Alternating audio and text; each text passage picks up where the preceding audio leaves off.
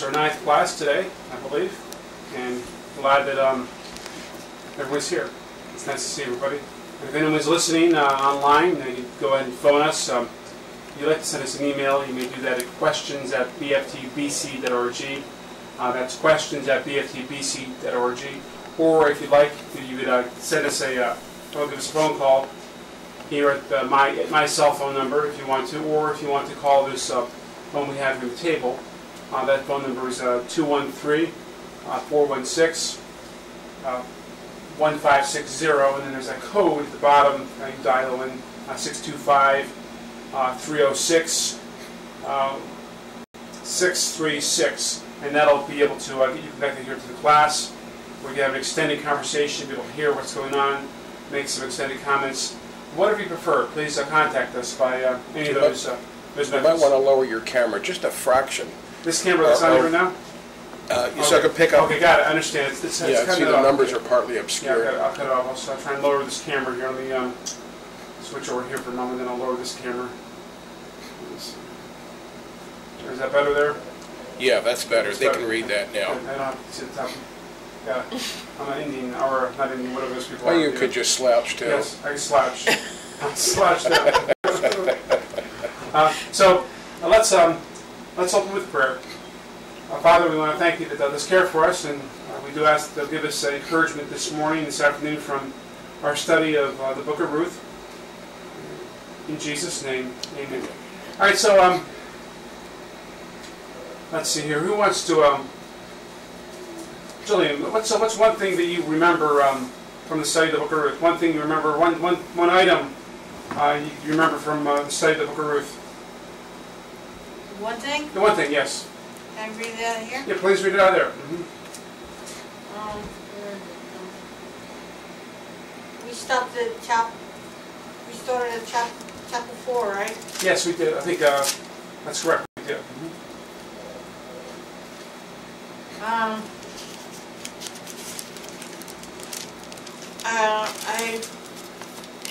just read the verse. Okay, that's fine. He said, and he took 10 men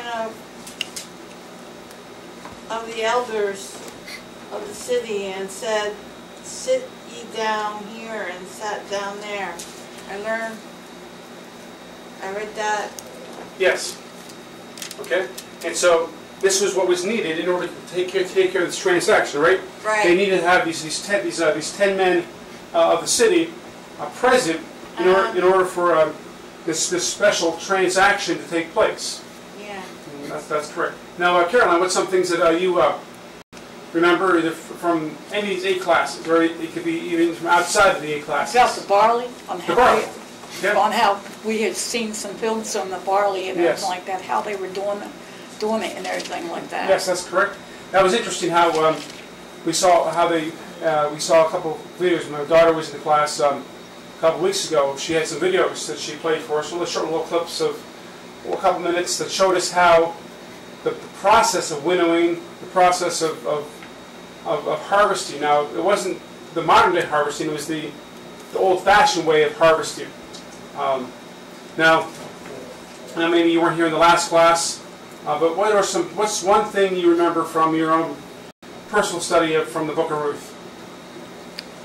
Well, it's a story of love. Yes. Okay. And Jesus' lineage. Yes, that's correct. Ruth and Boaz. That's right. That's right. It is. It's important. Without Ruth, without Boaz, at least without from a human standpoint. From a human standpoint, if it weren't for let's say our great grandparents, we would not be here. If our great grandparents never married each other, we would not be here, at least in a sense, in the standpoint, from a human standpoint. And so, if Ruth and Boaz had never married, then David would have never been, at least the David that we know would have never been here. But there's those what ifs. Sometimes we can get our minds all boggled with thinking about what if this happens, what if this doesn't happen. But in God's providence, God brought Ruth and Boaz together, and they were married, and They had a son named Obed. Jesse's father. I think I'm missing something. I always miss somebody. Yeah, but anyway. I think you got it right there. But anyway. Jesse's father. Jesse's father. It's Obed, who's Jesse's father, who is the father of David. Now, Tammy, what's something that you remember from the study here? Well, I was just reflecting today about how Orpah, Naomi had urged both Orpah and Ruth to return. Yes. And that in doing so, she was seeking rest for them. She wanted them to not be struggling. And it's interesting that Ruth, in that she chose the Lord, she ended up finding rest. Well, we don't know absolutely yet, but if we've read it before, we know that she did. But we haven't gotten to that part. Her mother-in-law, when she came into Israel, came to Judah, she sought rest for her through the kinsman redeemer. That's right. That's right. And so she was able to get that because of even though she had basically she forsook that in order that she could follow the Lord. Right. And like the point you were making, she not only encouraged both Orpah and Ruth to remain in Moab. Right, because she was looking out for what was best for them, and ultimately Ruth knew what was best for her was to follow the Lord. Right, that's correct. That's right. Bill, what's some things that you remember? Boaz was the son of Rahab. Yeah, yes. That's an interesting thing because that calls some question to the lineage, not only of Christ but of King David as well. Not the pure, perfect people that we like to think them to be. Right. Or at least in their lineage. They were themselves, of course. Yes. Especially Christ, but it includes to me it seems like no one is not good enough. Right, that's right. That's good. Excellent. And see, what's interesting here, we have Ruth's old, or I shouldn't say old, her first mother-in-law, which I think the dynamic perhaps would have at that time in history perhaps would have been different than the dynamic perhaps we have today. Not in every case, but Ruth's first mother-in-law, when you compare, and then Naomi, and her second mother-in-law. You see, Naomi was the first mother-in-law, and we have to look at the second mother-in-law. It was Rahab. Rahab was a woman of faith. She went. She trusted God. She providentially, God let the spies to her house. There's 2 spies. You see, back there were 2 times when spies went into this land of Jericho, territory of Jericho. First time was shortly after they left Egypt, about 2 years, right around 2 years after they left Egypt, they sent spies into the land, and we know that there were 10 of them that gave. There was one man from each tribe. There were 12 tribes. One man, and we'll talk about the mother of these tribes later on in this chapter, were Leah and Rachel. But one man from each tribe went into the territory. Only 2 came back with a positive report and had the faith that God could deliver this people. That's Joshua and Caleb. 10 others did not. So what happened was, because of their lack of faith, they had to wait 40 years. Those that were 20 and those who were 20 below were to 20 and above, I should say, were to die in the wilderness, except Joshua and Caleb. And the new generation would go into the land. And this new generation, Bill? Isn't Rahab also a picture of redemption? In a certain sense, yes. She had the very fact that she hung that scarlet line on her window, down the wall. That is significant. Well, not only that. It was not only that. Go ahead. And not only that, she was a harlot. Yes, that's right. And it says that both in the book of Hebrews, and also it's not Judges, before that. Joshua Yes. says it in there as well. And for her to be selected by God to do what she had done.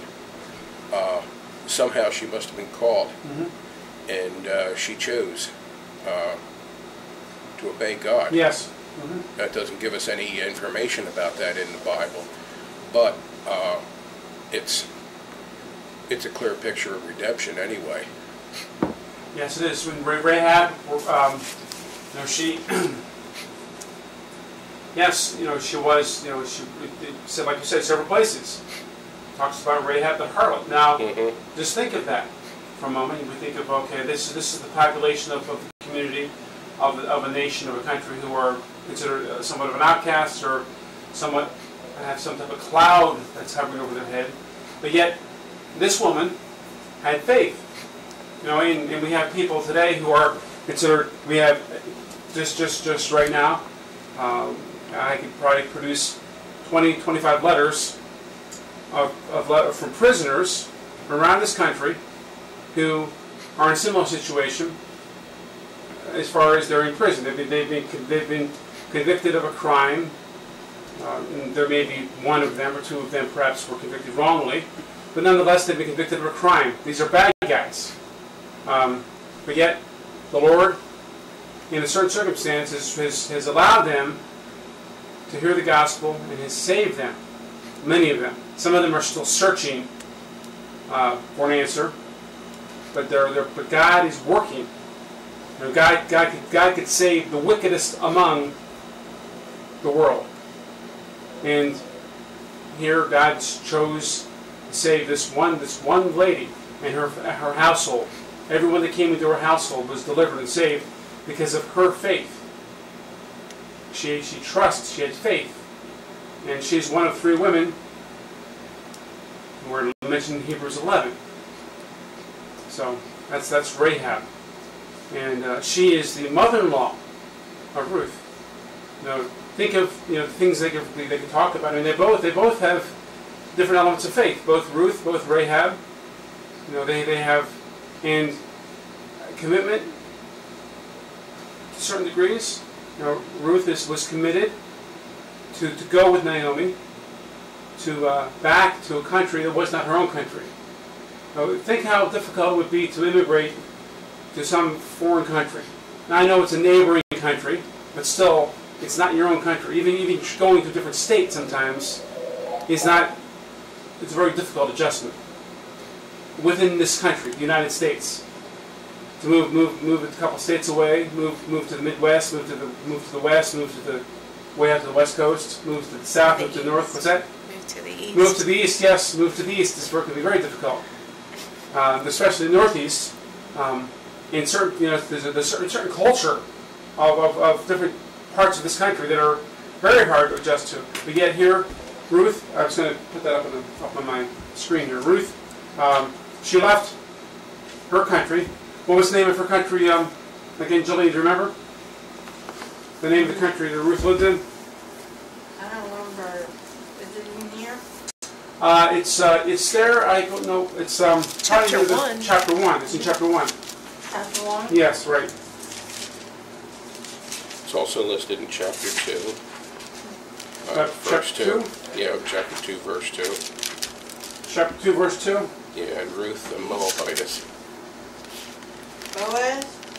That's the name of the husband, the kinsman redeemer, Boaz. But you see, let me put the map up here. I've got to get it zoomed in here if I can do that. Naomi? Naomi? Look at verse 2 of chapter 1, Chilion. Chapter 1? Mm-hmm. Bethlehem? That's where they were from. That was the country. That's where Naomi was. Naomi was from Bethlehem. Let me put it up on the map. I'm up on the screen here if you can see it. There, is that? You see that? Can you see that, Chilion? Moab? That's right, Moab. Is that what you're looking at? M-O-A-B, yeah, Moab. See, Moab is he's over here. Look here for a moment on the screen or in your map. Moab is here's the Dead Sea. And as far as a brief geography lesson, we have the Sea of Galilee that's up here. The Jordan River runs between the Sea of Galilee and the Dead Sea. On the other side of the Jordan River here, in the Dead Sea, we have the place, Bethlehem, where Naomi was from. Ruth was from over here in the country of Moab.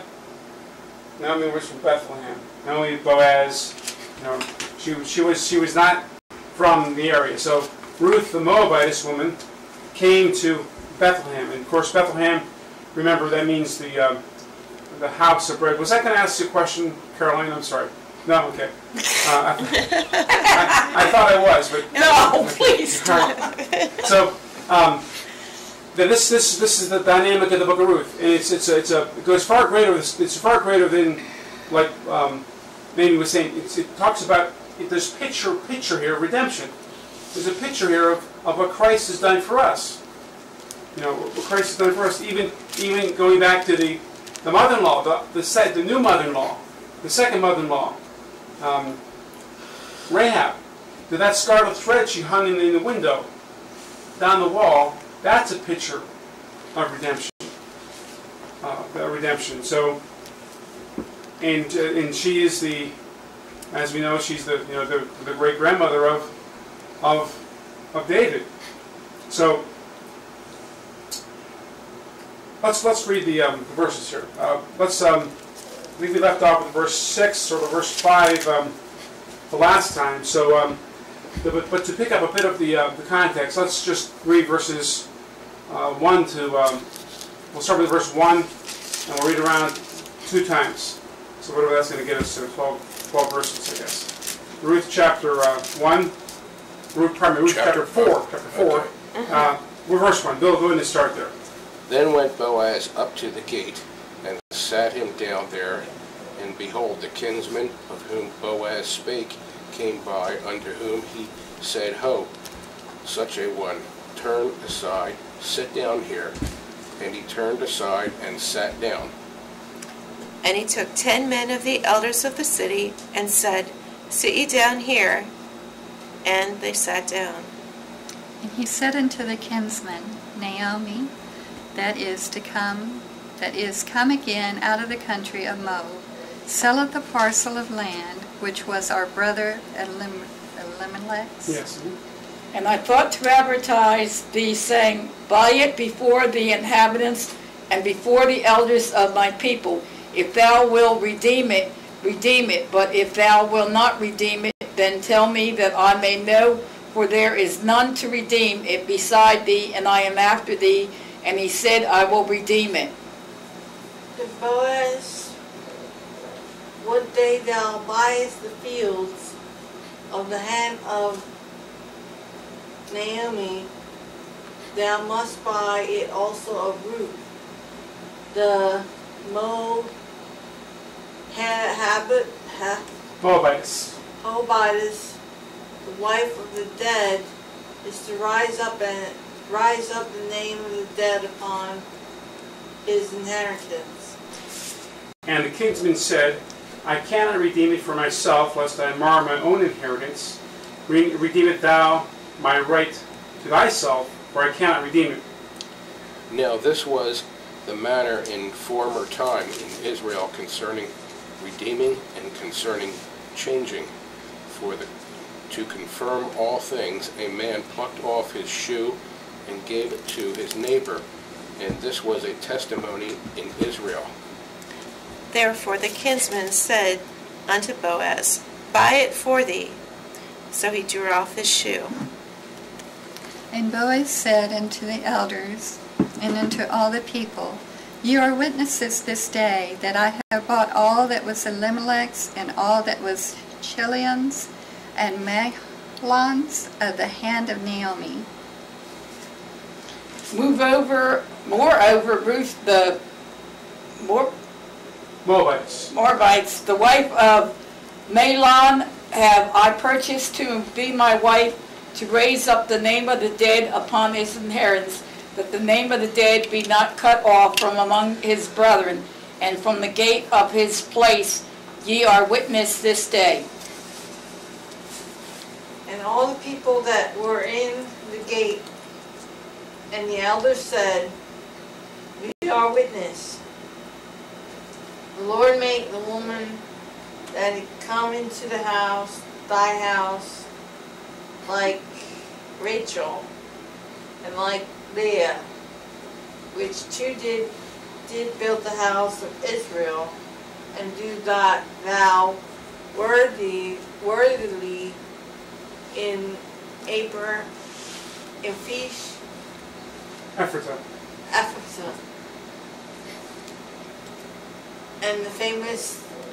And be famous in Bethlehem.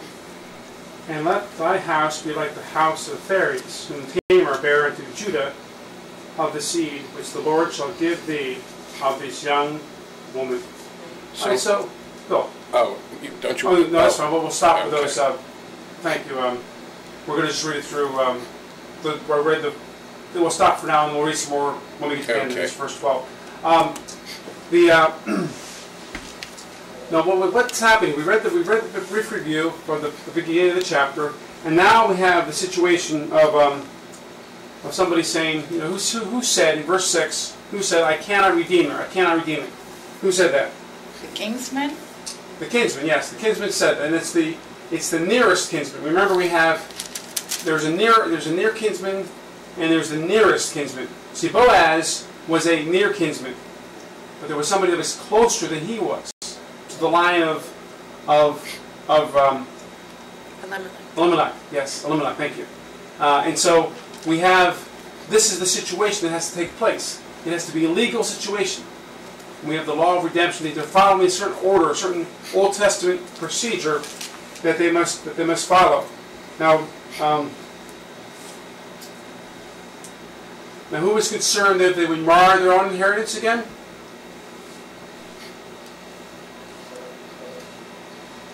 Amy, do you know who was concerned about marring their own inheritance? And the kinsman said, "I cannot redeem it for myself, lest I mar my own inheritance." Yes, that's in verse 6. That's in verse 6. They were concerned. He was concerned about marring his own inheritance. Now, what does this word mar? What does the word mar mean? Well, you know what the word mar? It's like a blemish, Okay. or takes away. Yes. Okay. And so, what he was concerned with, the understanding, he was concerned with it. He had a certain inheritance himself, but yet, if he would pursue this other inheritance, namely, not necessarily the land, but marrying Ruth, that was somehow was going to mar his own inheritance. So he decided not to do it. And so, to whom did he say this? In verse 6, Caroline, to whom did the nearest kinsman say, "I cannot, redeem it thou for thyself, for I cannot redeem it"? To whom was that said? Just all I know is the kinsman. That was said to the kinsman. There's the nearest kinsman and there's the near kinsman. Who was the nearest kinsman speaking with? Who was he? Who was this discussion taking? Remember, Boaz. That's right. That's right. Chilion. He said it to Boaz. He said it to Boaz because Boaz was interested if the nearest kinsman was not able to do it. Now, in verse 7, in what country are the events in chapter 4 taking place? Tammy, do you know the answer to that question? What country are the events in chapter 4 taking place? Well, at this time it would have been Israel, but it was in the southern part of Israel. Okay. In the land of Ephratah. Okay. So at this point in history, it would have been Israel, but as later on, down centuries later, we would have what's known as the divided kingdom. Now, the divided kingdom was after the death of Solomon. The kingdom was divided into the northern part and a southern part. The northern part, there were 10 tribes of the north, and there were 2 tribes of the south, Judah and Benjamin. These were the 2 tribes of the south. And so it eventually became Judah, but at this point in time, it was in Israel as a whole, Israel proper. Sometimes we refer to Israel, sometimes we refer to Israel, the whole 12 tribes, and sometimes thinking of those that small part of 10 tribes. Now, what do we know about the testimonies in Israel, or how were the testimonies in Israel confirmed? In verse 7, this is something unusual, at least in our way of thinking. But did you notice that, Caroline, how testimonies were confirmed? They were like plucked. In verse 7, they were plucked, but they were not like you pluck a duck or pluck some type of Redeeming. Take a shoe off. Redeeming, concerning. Yes. Bill's got the answer. How do you do it? Just simply take his shoe off. Take the shoe off. But it says a shoe, it doesn't say shoes. No, it doesn't. So I'm assuming that it's just take one shoe off and give it to his neighbor. Right. Now, what that means is right. strange. It's a sign. It's a sign of something. I mean, it would be very odd for us to transact business today. Yeah, if I was the neighbor, I'd say, well, look, you can keep your shoe, just give me some money. Right, that's right. Away. No. Right. And you used to be in the shoe business. And so, yeah. But what's another shoe? But the idea is that they would take the shoe off. And as Bill mentioned, at least once you pluck the shoe off. Like I would think if anyone could take the shoe off, or somebody could walk in the door. Someone walks in the door, they take the shoe off, they hand it to me, and they walk out.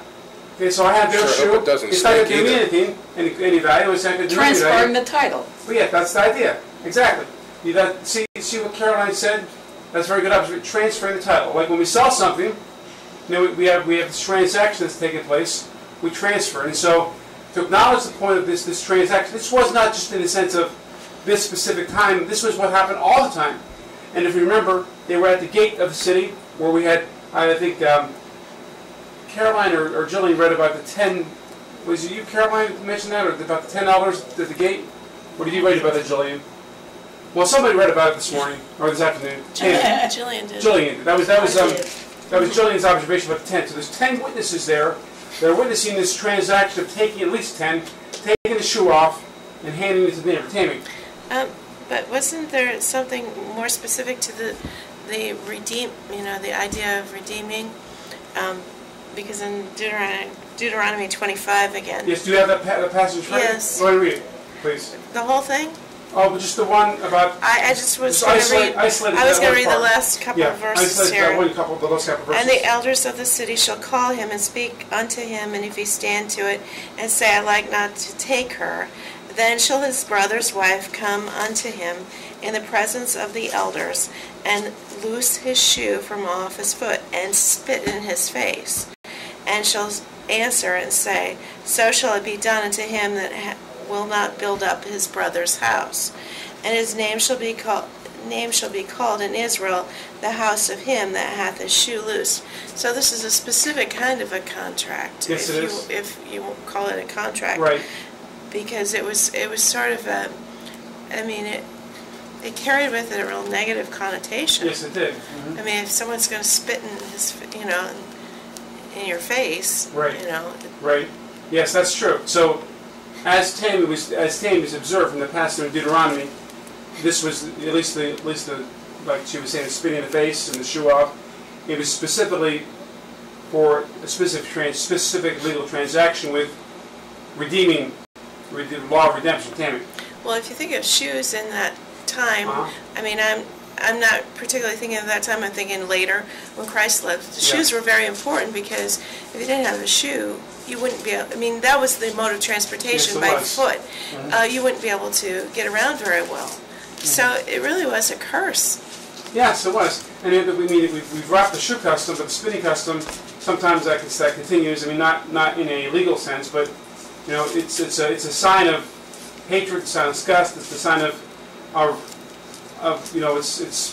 but this is like Tammy was saying, it's not a positive thing. Taking the shoe off, it doesn't mention spitting in the face here in this passage. But some possibly thought in the discussion I was having out of class that maybe it's because she was not from Israel. She was not an Israeli woman, and so consequently maybe that part of the custom was not carried out. Somewhere in the first 5 books it says that there should not be a Moabitess that would come into the temple for 10 generations, which obviously when David became king, that was sort of disannulled all. I mean, it's part of God's law, but it was God's, in his mercy, he allowed Ruth because of her faith. Yes. I mean, there was something. I'm trying to remember. Was it the Moabites, or it was the Midianites that they had the sin? Children of Israel in the wilderness who sinned. I think it might have been the Midianitish women, but it seemed that Moab was also connected with that in Numbers 23. With Balaam, for certainly. Balaam and Balak, they were Numbers 23. So there was a certain sense of, obviously they were people that were not people of faith. Yes, the Moabites. They were not. But Ruth was an exception. Ruth was an exception. Rahab was an exception. Right, because it was the same kind of a law for those who were prostitutes. Yes, that's right. That's right. That's correct. Now in verse 8, who said, "Buy it for thee?" Which we've already asked this question, but we'll ask it again. Who said, "Buy it for thee"? Maybe who said, "Buy it for me"? Verse 8, Ruth 4:8. The kinsman told Boaz to do that. Yes, the nearest kinsman told Boaz to do that, and that's when he drew off the shoe. In verse 9, we have he was speaking to the elders. He was speaking to the elders, and he said, what did he say to the elders in verse 9, Bill? He said that I have bought all that was Elimelech's, and all that was Chilion's, and Mahlon's, and the hand of Naomi. Yes, that's what he said. And this land, this property belonged to these in verse 9, like Elimelech, Chilion, and Mahlon. This was their land. This was their inheritance. And this is this is the only spot I think we have this mentioned. But Jillian, what was the name of Mahlon's wife according to verse 10? Mahlon's wife. What was her name? Mahlon's wife? Yes.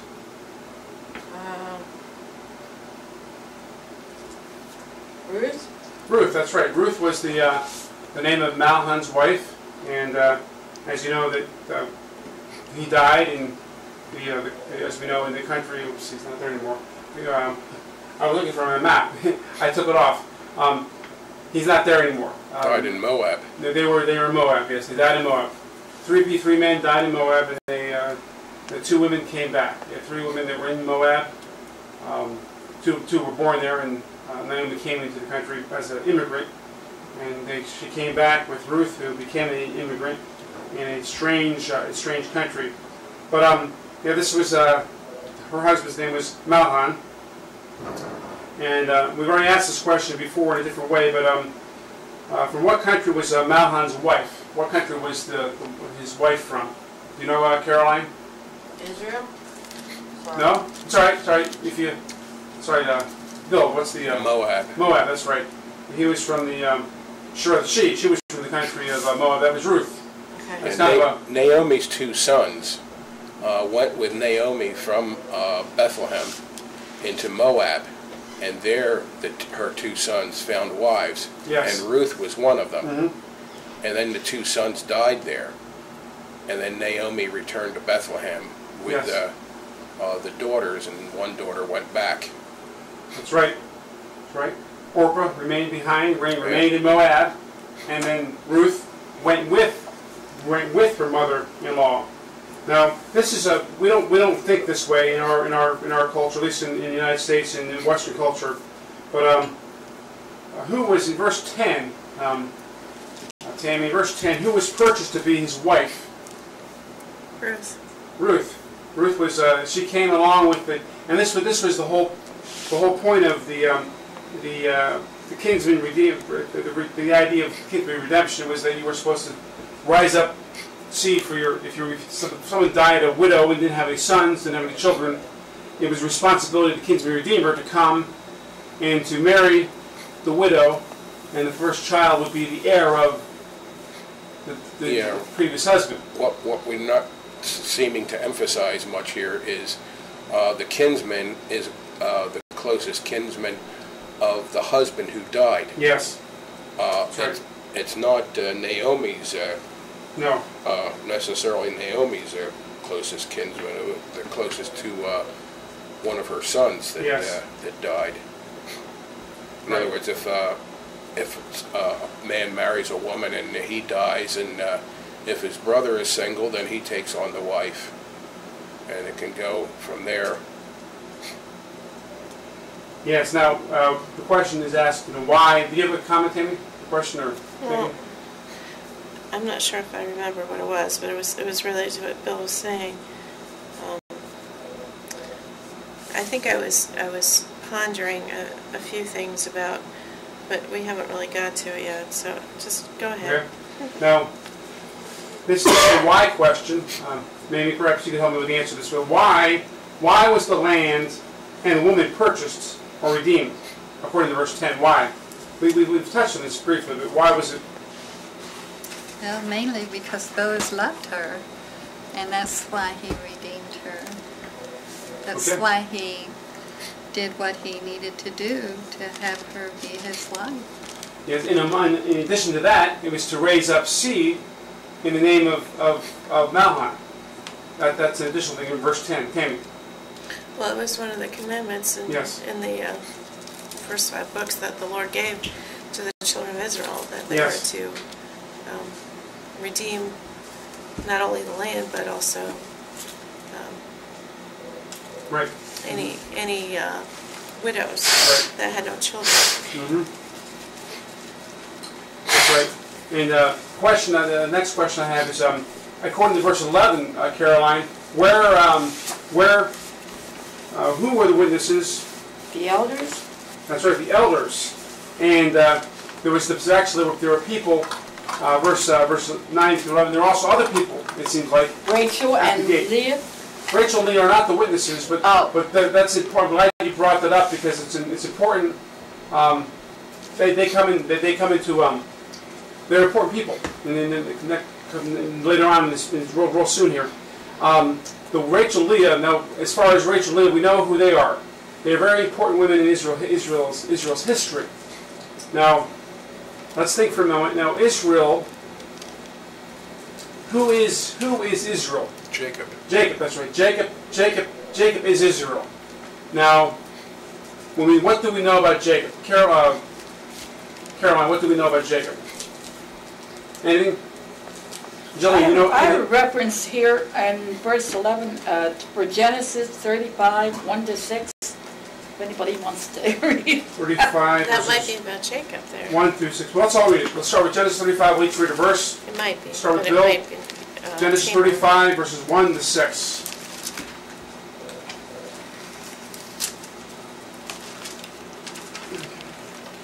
Genesis 35, verses 1 to 6. Yep, there's Jacob.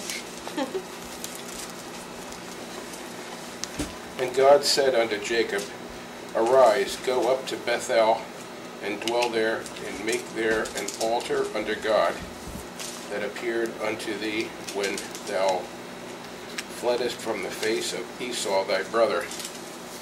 Then Jacob said unto his household, and to all that were with him, Put away the strange gods that are among you, and be clean, and change your garments. And let us arise and go up to Bethel, and I will make there an altar unto God, who answered me in the day of my distress, and was with me in the way which I went. And they gave unto Jacob all the strange gods which were in their hand, and all their earrings which were in their ears.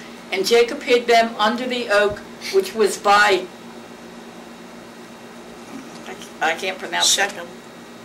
Shechem. Second. And they journeyed, and the terror of God was upon the city that was around them, about them, and they did not purchase after the son of Jacob.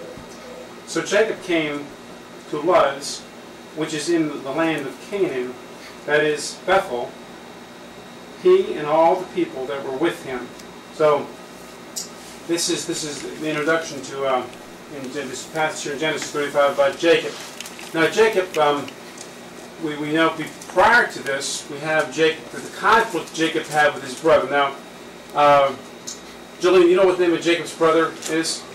It doesn't say it there in the passage we just read, but you happen to know what the name of the brother is?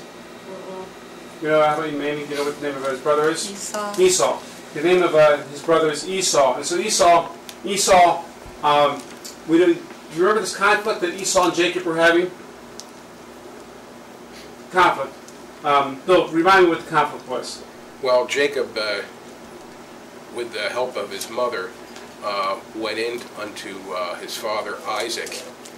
Isaac was old, he was blind, he was near death, and Jacob had an animal skin wrapped around his arm because Esau was very hairy.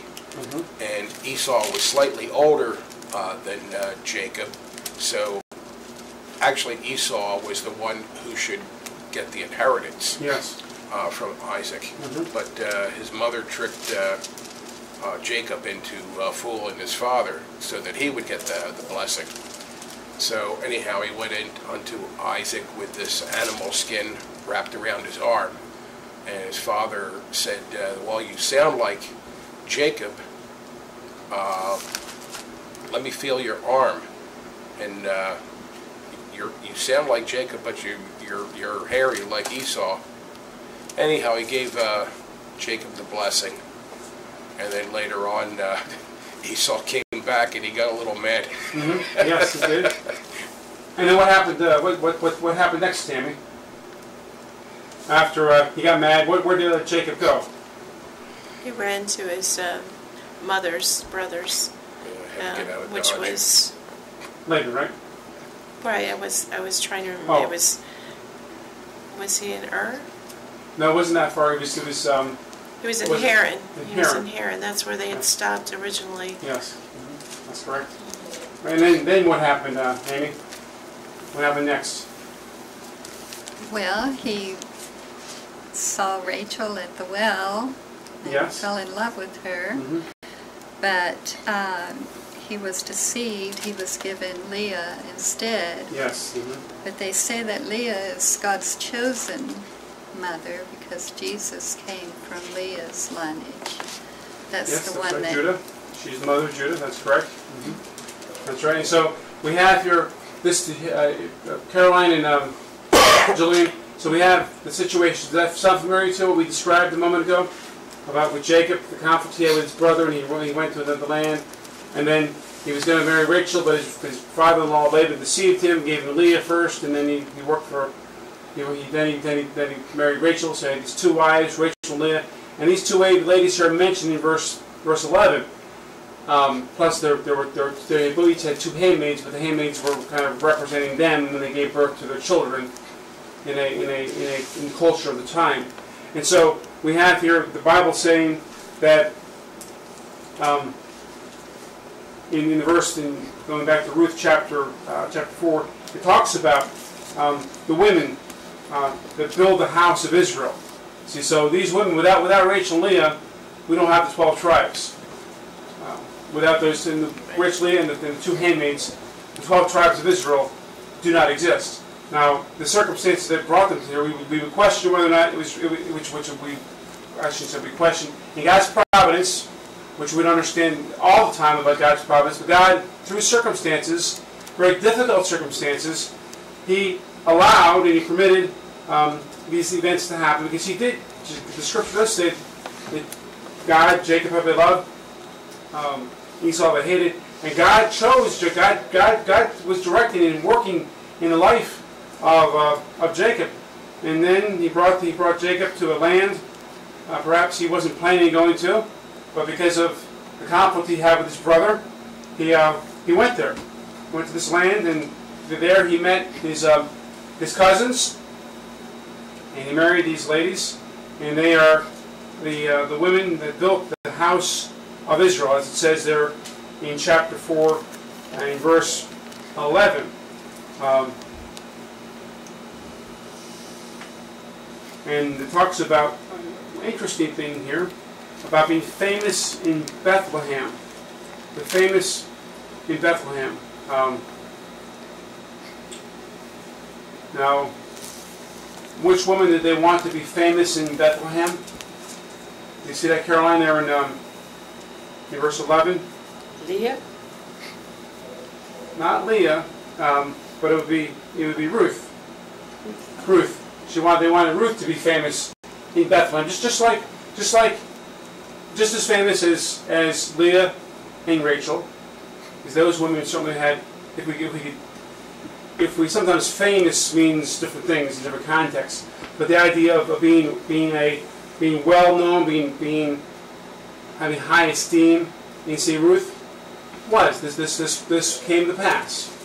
Ruth is as well esteemed. She is famous, which again, famous in our culture sometimes means something other than a denotative meaning of famous, which means what the dictionary says it means. The connotation is sometimes different about famous, but Ruth was to be famous. This is kind of a blessing that they want to take place. Now, what this is I'm not sure if it's mentioned here. Oh yes, it is mentioned here, I guess.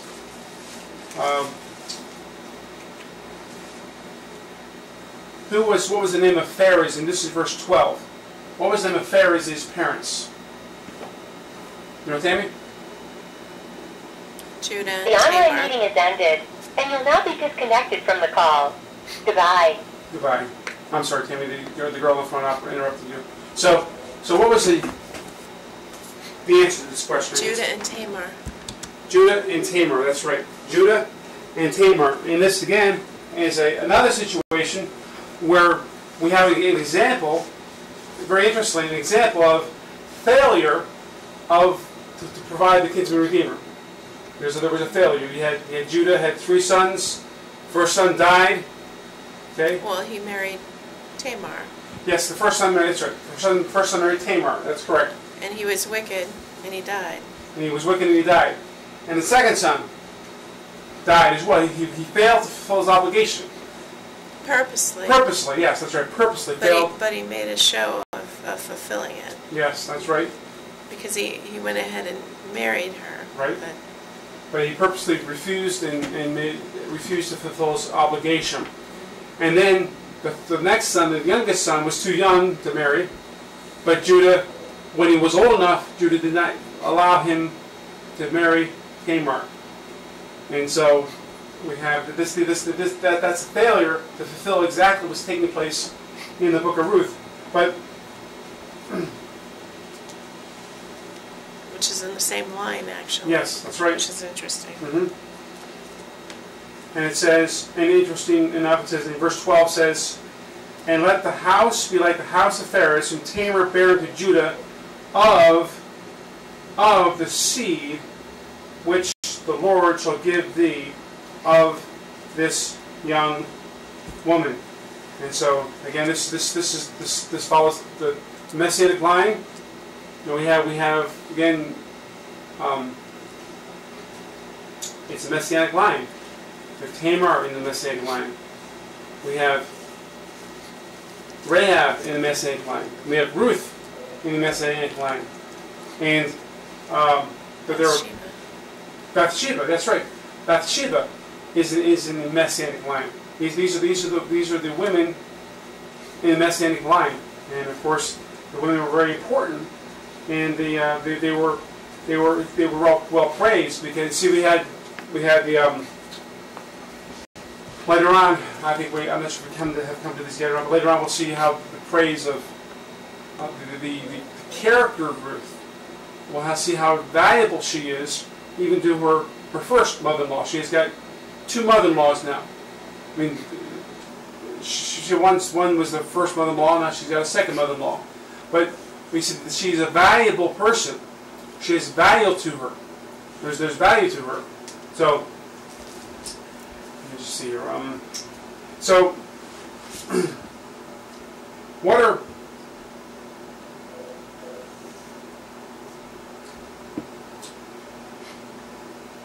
Let's look at verse 13. So Boaz took Ruth, This is after the ceremony. The ceremony after the official thing of taking the shoe off, and the witnesses, the 10 elders at the gate, the witnesses, also the people. And so Boaz took Ruth, and she was his wife. And when he went into her, the Lord gave her conception, and she bare a son. And so this is the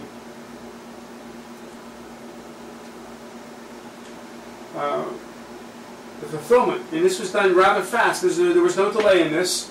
Boaz promised that he would take care of the matter quickly that evening in the threshing floor.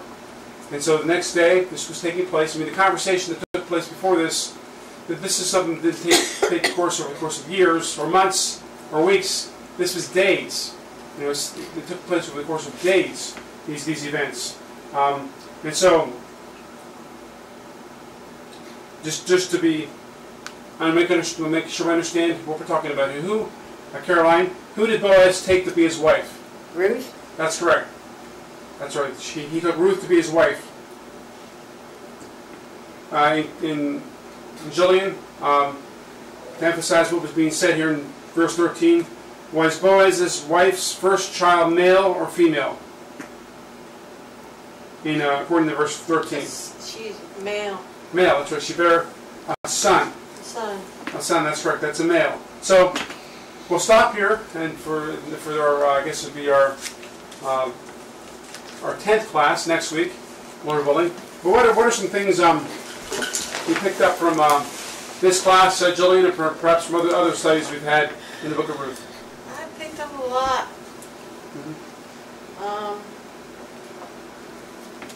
I picked up in that Ruth was the wife to Boaz. Yes, that's right. And I learned that she was trying to trust him, and I learned the Lord helped them.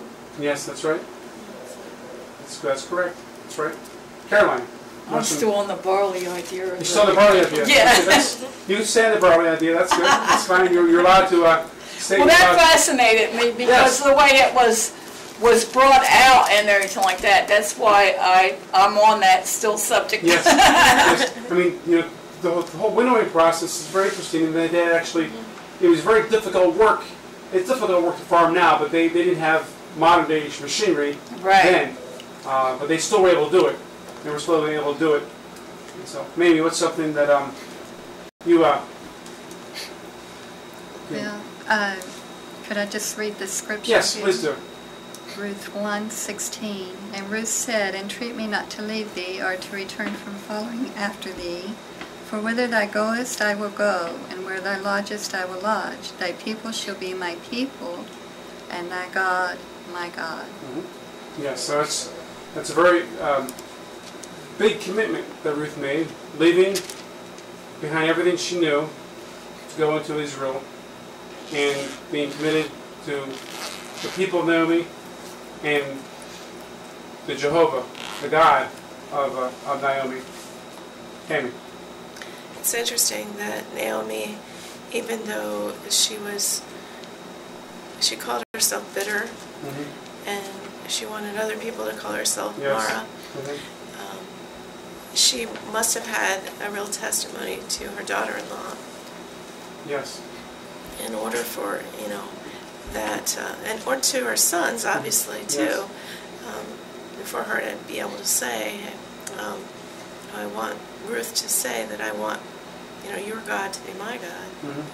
Yes, that is a good, excellent point. As far as even she was considering herself bitter, but yet that was shadowed by the fact by Ruth's response to want to be returned with her, and wanted her God to be her God, her people to be her people. That's good. And Bill, what's some things that you got today or from previous times? Well, we've got a pretty good picture of the people who were involved in the line of Christ. Yes. And also in the line of King David. Right. Of course, he came first, and yes. but gives you a picture of some of the customs of the day, the manner in which they did things. Strange by our standards, Right. but I'm sure they would consider us strange too. Right? Yes, they probably would. I mean, we probably do some pretty strange things ourselves, which we don't even think about. We think it's normal, but it's really odd, probably. So, okay, so next week we'll begin again, I guess, with verse 14. Next Tuesday at 4:30. And so we'll come back and talk about more verses. And there's an interesting verse coming up at the end of the chapter. Talk about lineage, more people that are in the line of the Messiah, more people that are related to Boaz and Ruth, and people that we actually know. I mean, we know about both Ruth and Boaz, but there's actually, which we've talked about this before, but we have King David that's in the lineage, and we know all the people that are in the Davidic line. This is where the Messiah comes from. So we have Leah, we have Tamar, who's mother of Pharez, we have Rahab and Boaz, who, the mother of Obed, and Jesse and David. We have all these important people that are important key figures in the book of Ruth, and it's all based upon, because in God's providence, God's sovereign, God's in control. He brought a famine upon the land of Bethlehem, Judah, and Bethlehem, as we know before, means house of bread, and they left. A family of 4 left Bethlehem, Judah, and the 3 sons, and the husband died.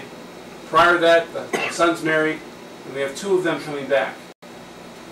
And we have a wonderful picture here of God's redemption.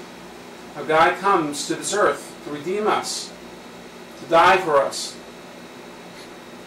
to rise again the 3rd day, so that we can appropriate His righteousness, so we can be justified in His sight. So, we'll be back next week, but before we go, let's do a closing prayer, please. Father in heaven, we thank you for what you have been teaching us through these verses, and that we can learn to understand things new when we compare them with what we have known. And also, Father, you are painting a picture for us of your purpose, which will be concluded in the book of Revelation. But all of these things fit together. This is your message to us, and we seek to understand it, and we thank you for all of the guidance that you give us along the way. In Jesus' name we pray. Amen. Amen.